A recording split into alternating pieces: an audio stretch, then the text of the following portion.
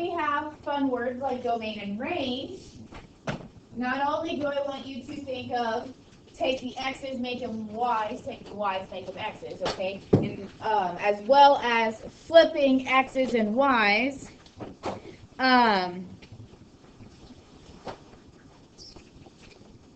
We can think of switching the domain and range. So if a function, well, always, a function will have a domain and range, the inverse will get the domain of the function becomes the range of the inverse because the x's becomes the y's. The range of the function becomes the domain of the inverse because the y's becomes the x's. Okay, so I wanted to make sure I pointed that out. I know Mrs. Cronky talks about that in the video that you watched last night, but I wanted to really hammer that in because you are going to have to tell me domain and range of inverse functions. Okay. Right. So you've seen examples of taking x and y and switching them. You saw examples of. Do you need me to? Okay, I got it. Okay. Are there any questions about notation or any of the examples or any of the terms that you saw in the video last night? What kind of problem? Like we're gonna go through some examples of the algebraic part. Okay. Yeah. That's why I had you watch the video last night. Okay. The first thing I want to talk about is the graphical inverses. Okay. No matter what, you've already told me we switch x and y, right? Well, I want to look at this problem right here. Okay. So if y's become x's and x's become y's, we have this line y equals x that we have symmetry about, and I'll show that here in a little bit. But let's talk about finding this inverse, okay? So let's identify some points on the graph and then figure out what they would be on the inverse. So right here, 0, 0. 0, 0. It becomes 0, 0. Here again, okay, this is another tough one. This point is 1, 1. 1, 1. It becomes 1, 1. All right. This point is negative 1, 1, so it becomes 1, negative 1. This coordinate is 2, 4, so it becomes 4, 2. This coordinate is negative 2, 4. 4, negative 2. I think we have enough to figure out. Next. Okay. So I'll draw this line, y equals x. That's something that you talked about in your video. We have this symmetry about y equals x. Okay, basically it gets folded over that. Y equals x. Our x's are becoming y's, our y's are becoming x's. Okay, x equals y. Does anybody have an issue with the red graph? There's something that bothers me about it. Like when you have negative value from your graph name, over the x-axis, when that would be the inverse. No, that's just the opposite. Okay, this is the inverse. But what's wrong with the inverse? We've been talking a lot about a special kind of relationship that starts with an F.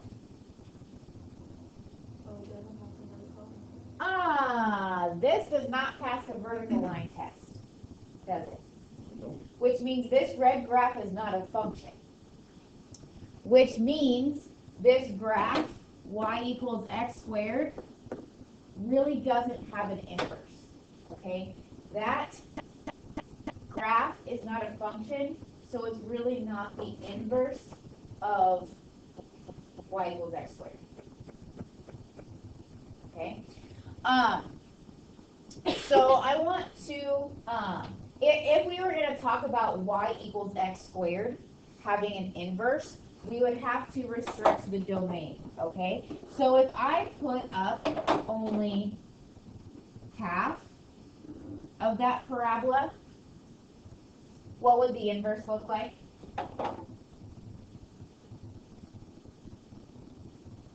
Half of that sideways red parabola, right? There would be the inverse, and that would be a function. Okay? So we have this thing. We decided that this was not a function because of the vertical line test. Okay? We actually have a way of looking at our original function and deciding whether it's going to have an inverse or not. Okay? So instead of the vertical line test, we have a horizontal line test. You notice how if I draw a horizontal line through this blue function, it hits more than once? Wow. Okay.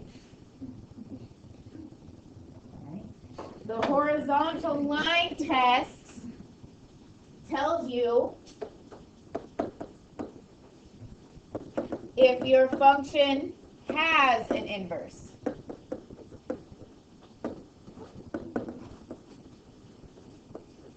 Okay. So if you look at a horizontal line, if it hits more than once, that means graphically when you plot the inverse, it's not going to be a function. Okay? And we want functions in this class. Like, functions are a big deal right now. Okay? We have function notation for our inverse. If our inverse isn't a function, we can't write it as f inverse. Okay? Now we also have functions that are called one-to-one. Anybody want to make a conjecture about what that might deal with? One.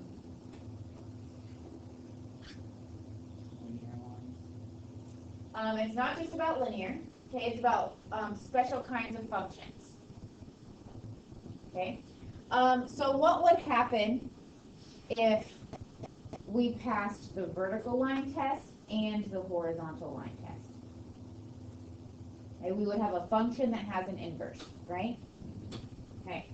What I want you to notice about the horizontal line test, okay, if a function fails the horizontal line test, that means it has points that have repeated y values, right? We have 2 points that have the same y value, okay? So if it's going to pass the horizontal line test, then we're going to have unique y's everywhere.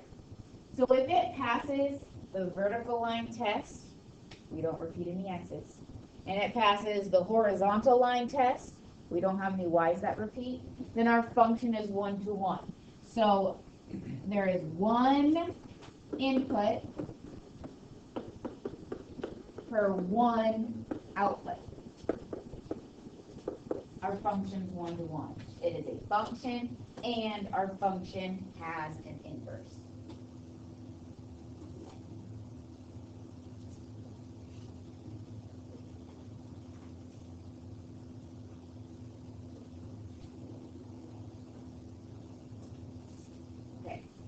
So, the purpose of last night's video was for the next 2 examples that we're going to do.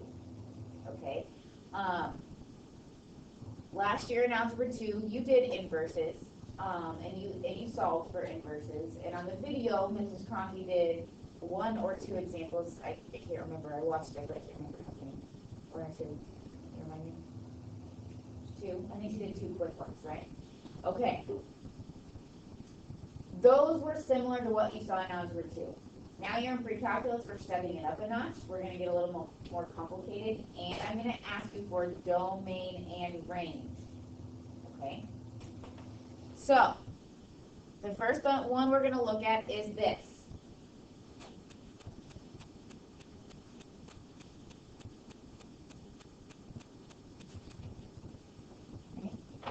In this one, the algebra should be fairly straightforward. Okay? So you guys already told me the first step is we need to do what? Okay. Okay. Somebody mentioned that. Okay, change function notation to y. You don't have to do that if you want to skip right to the next step. And then what do? switch x and y's. So help me out. We need to solve for y. First step? Square. Square. So now we have x squared equals y plus 2. Next. Okay, so we have y equals x squared minus 2. I would like you to write your inverses in function notation. Everything about this chapter has been about functions. So I want you to write f inverse of x is x squared minus 2.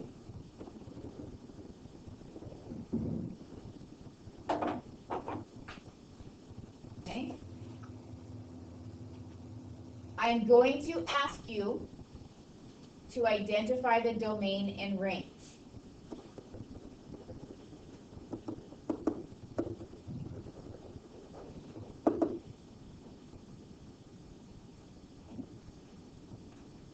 What's the domain of our inverse?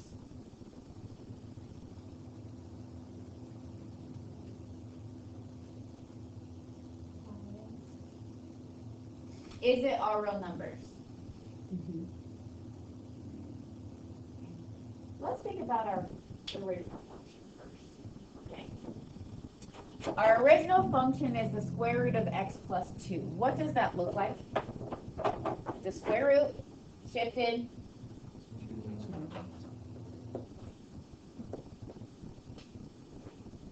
like that. Okay. When we flip that over y equals x, are we going to get a full parabola? No. No. So our domain is not all real numbers. Okay? Let's identify the domain and range of the original function real quick. What is the domain of the original function? Great. And what's the range? 0 to positive infinity. So when we come here to the inverse, what's the domain? 0 to positive infinity. And the range? -2. Okay, how did we get those? If we have the domain and range for the original function, the domain becomes the range for the inverse. The range becomes the domain for the original. The x's become y's, the y's become x's. Okay, so even though we have a quadratic function, it's only a piece of that quadratic function because remember, a parabola does not have an inverse, does it? Only half of a parabola can have an inverse because a parabola does not pass the horizontal line test.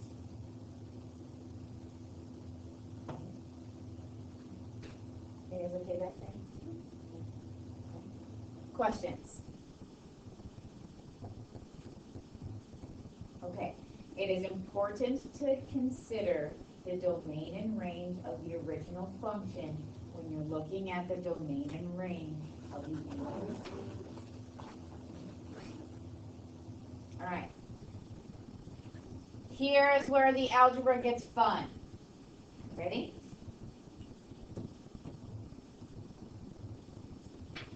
Write it down.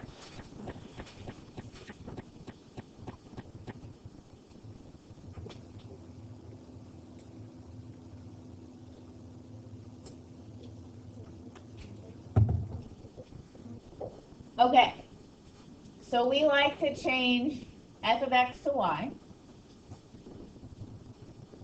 Oh, I should probably write the right number down, huh? Okay. And then we need to switch the x's and the y's.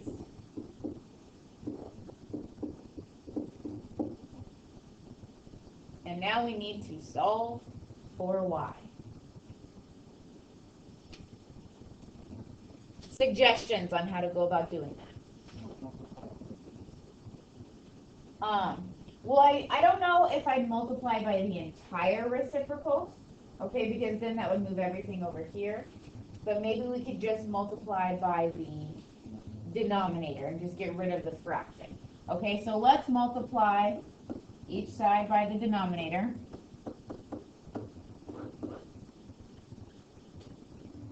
So we have x times y plus 2 equals y minus 3. Okay. Suggestions now.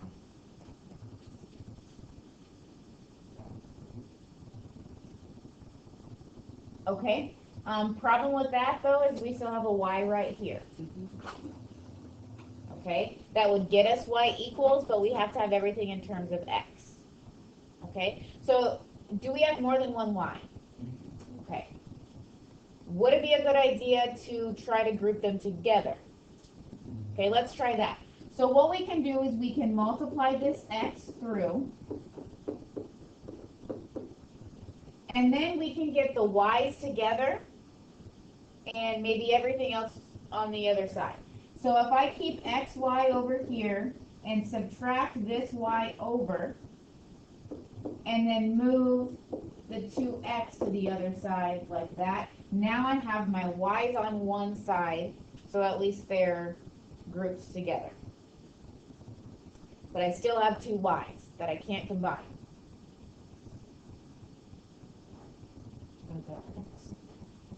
We can't divide by x. Can't divide by x yet. What's true about this term and this term? Oh, they have a common factor. And what can we do with common factors? Factor them out. So I can factor out a y.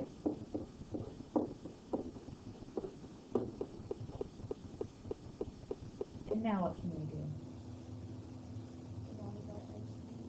We can divide by x minus 1. So we have negative 2x minus 3 divided by x minus 1.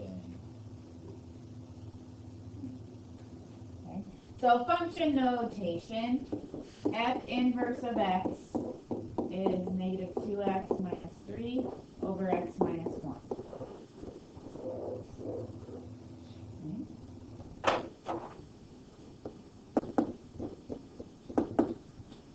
Domain and range of this function. Okay, well let's think about the domain.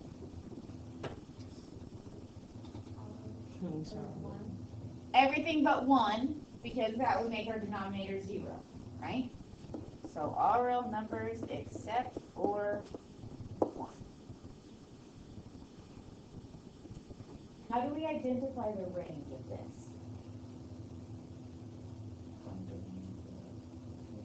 Oh, that would be a nice idea. Okay, if you don't want to try to think about this graph, we can, because we haven't really gotten through graphing these, right? We will next chapter, okay?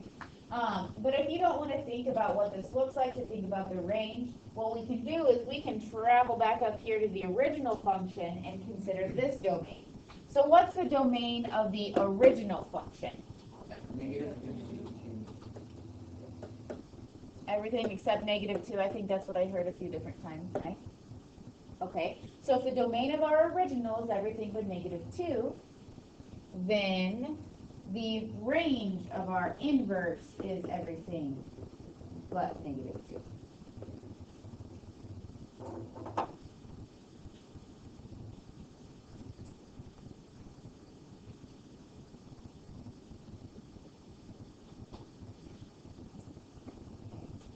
So when you're doing these inverses, when you identify domain and range, use the original function to help you, okay? Be careful with your algebra, all right? And don't forget the things that we've talked about for the past couple of years, right? I know a lot of these topics that we've talked about this chapter, I've said a lot of back in algebra 2, back in algebra 2, back in algebra 2, okay? I've tried to remind you of as many things as possible. If you need to go back and watch the video that I assigned last night, it will always be there. If you need to come back and watch this video that I'm going to post here in about 20 minutes, it will always be there. Okay? So if you are doing a problem like this and you can't remember where to go, you can come back to this video and you can watch it. And then you can hear me explain this again as I'm talking to you right now. Okay? So here is your homework. Okay. You will have a 1.9 survey for you to fill out. Thank you to those of you who filled out the survey last night. It really helped me know that I needed to hit domain and range again, and I knew that we needed to do a few of those problems. Okay, as you write this down, I'd like you to take out your 8 basic function chart because I want to kind of tell you what's going to happen tomorrow.